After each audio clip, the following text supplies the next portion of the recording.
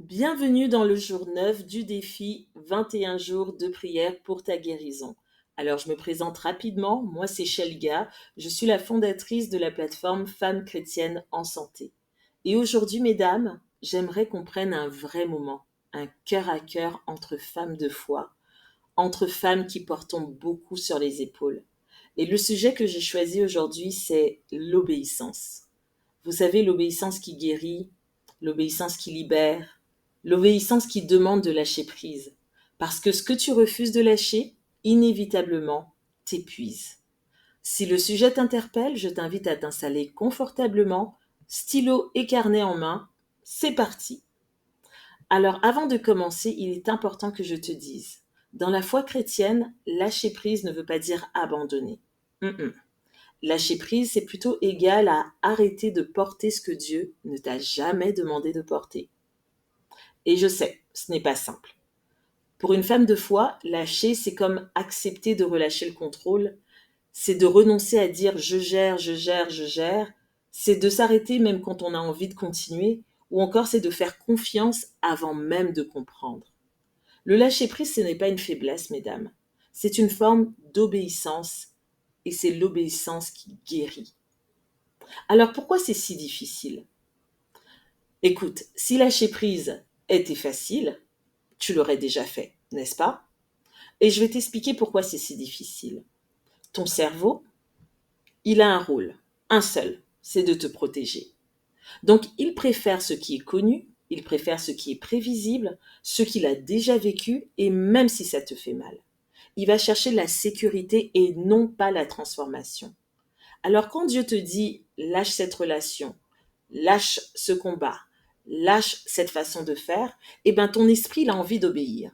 Mais ton cerveau, lui, il dit j'ai pas du tout envie, je veux survivre moi, je rentre pas dans ton jeu. Résultat, il va y avoir comme une résistance cognitive qui va se créer. Et cette résistance, elle va créer une lourdeur mentale à l'intérieur de toi. Tu vas perdre ta paix, tu vas te sentir coincé, opprimé, tu vas vouloir t'attacher absolument à tout ce qui te rassure, même si Dieu te montre une nouvelle voie, une autre voie, tu ne vas pas y aller parce que tu cherches la sécurité. Sache que tu n'es pas faible, tu es tout simplement humaine et je tenais à ce que tu le comprennes aujourd'hui. La Bible nous dit, dans 1 Samuel 15, verset 22, l'obéissance vaut mieux que les sacrifices. Parce que Dieu sait que l'obéissance te protège.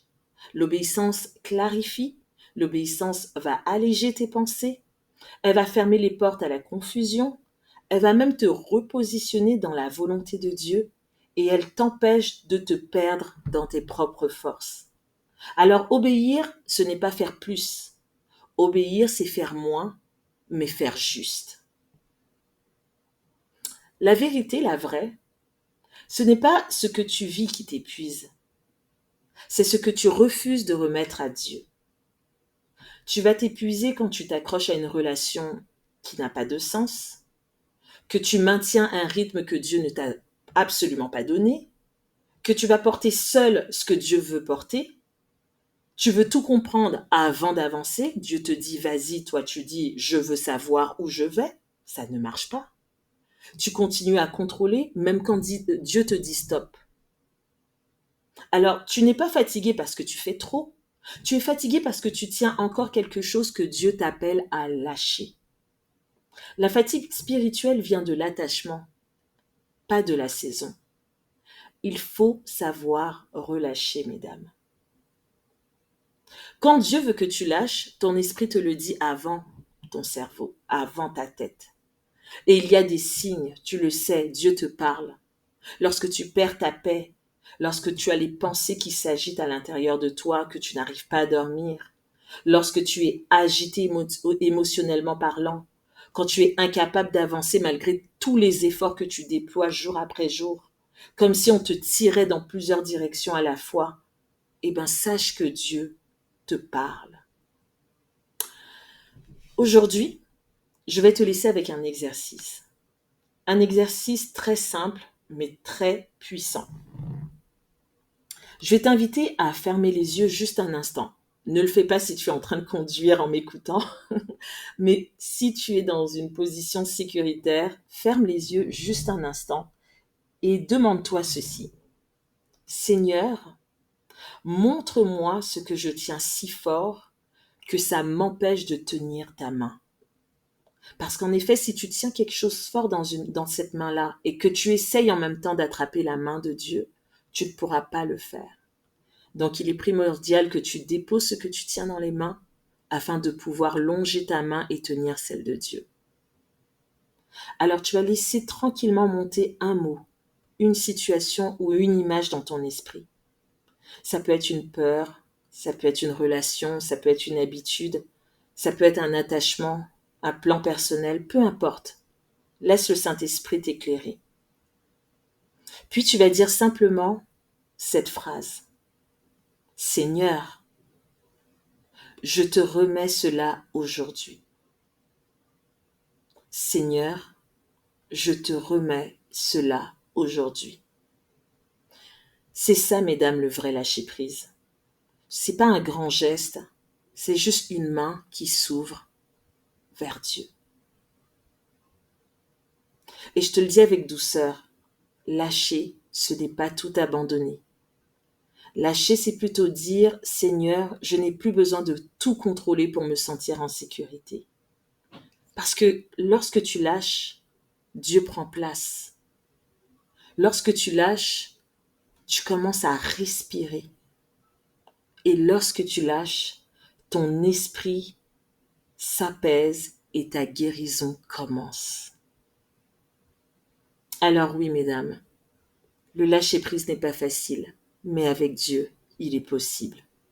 Alors, donne-moi juste 30 secondes, j'aimerais prier avec toi afin que Dieu puisse faire son œuvre dans ta vie aujourd'hui.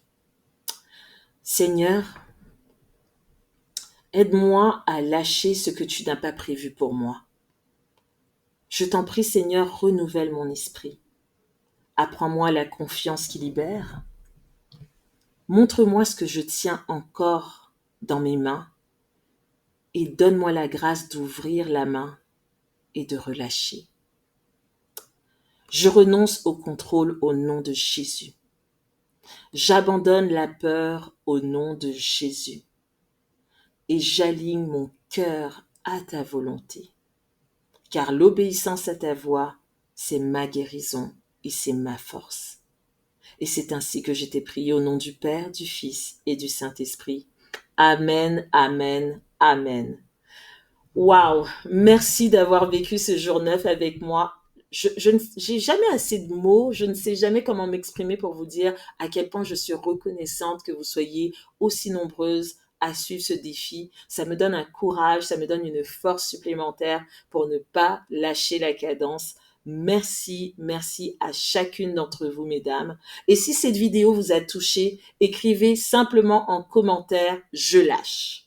Je lâche et vous mettez des flammes, des émoticônes, écrivez tout simplement en commentaire je lâche. Et s'il vous plaît, s'il vous plaît, s'il vous plaît, partagez cette vidéo à une sœur en Christ qui porte trop de choses depuis trop longtemps sur ses épaules, qui a besoin elle aussi d'entendre ce message. Alors, on se voit demain, si Dieu le veut, pour le jour 10 avec un thème qui est puissant. Je vais vous laisser le découvrir demain. Je vous attends. Demain, jour 10. On avance ensemble, mesdames. Que le Seigneur vous bénisse. Merci encore pour votre participation au défi 21 jours de prière pour ta guérison. Soyez bénis.